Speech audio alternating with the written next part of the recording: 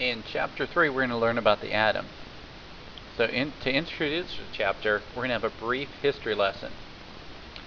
A long time ago, around 500 BC, there was a philosopher named Democritus.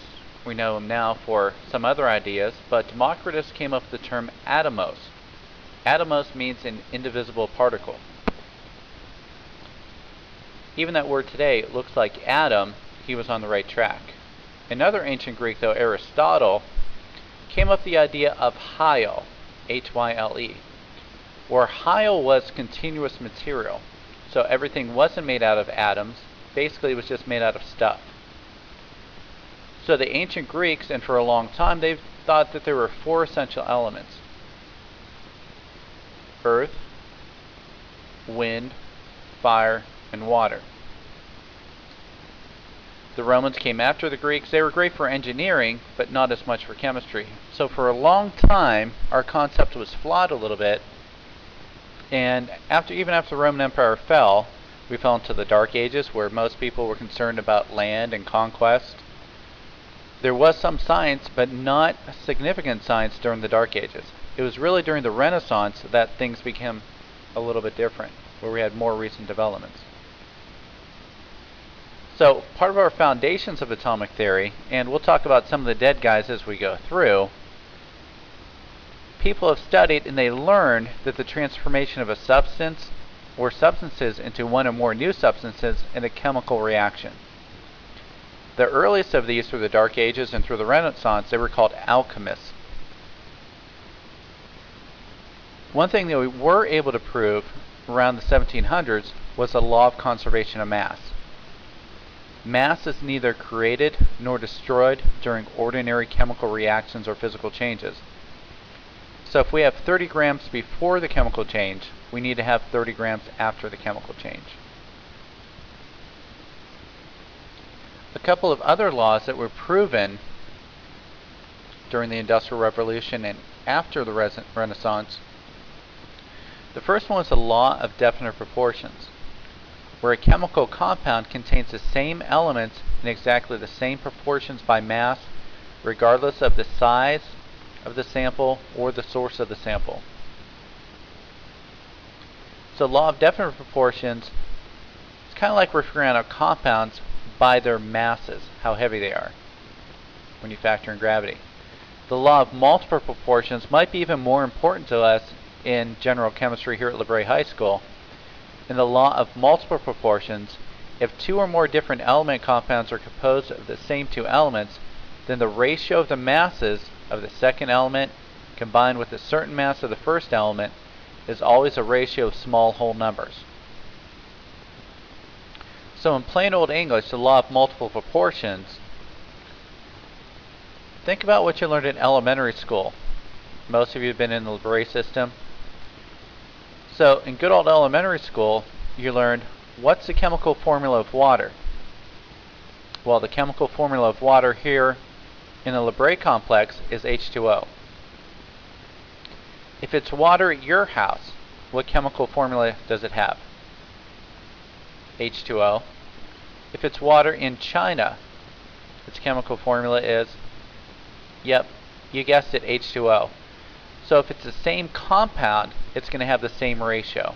That's the law of multiple proportions. So the law of definite proportions, if you use a periodic table and look up their atomic masses, water has 2 H's, so that would have a total of 2 grams, and oxygen would be 16 grams. So there would be 2 grams of hydrogen for every 16 grams of oxygen in a sample. So you don't have to copy this and memorize this, but that's what they're showing on the slide.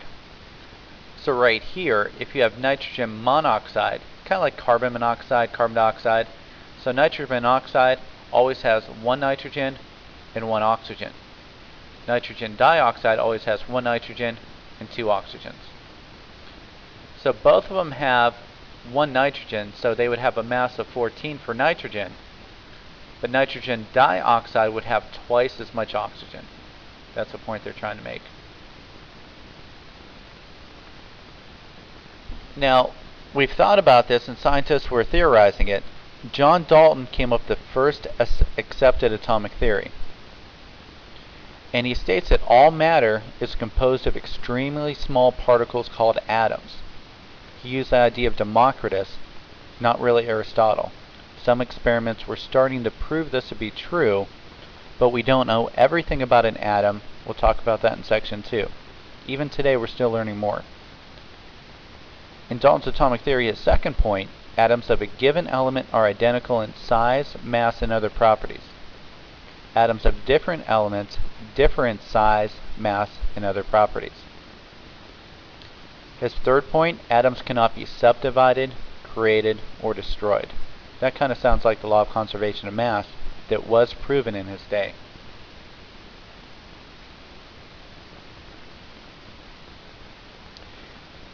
His fourth point kind of sounds like the law of proportions. Atoms of different elements combine in simple whole number ratios to form chemical compounds. That was our water example. And lastly, in chemical reactions, atoms are combined, separated, or rearranged. For his day, around 1800, he did a good job with what was proven. Now, the modern atomic theory differs just a little bit over the last couple hundred years because we have more experiments.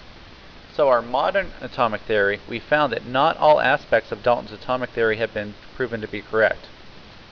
We now know that we can even split an atom. Like we have nuclear energy. Unfortunately, we use them for nuclear weapons at times.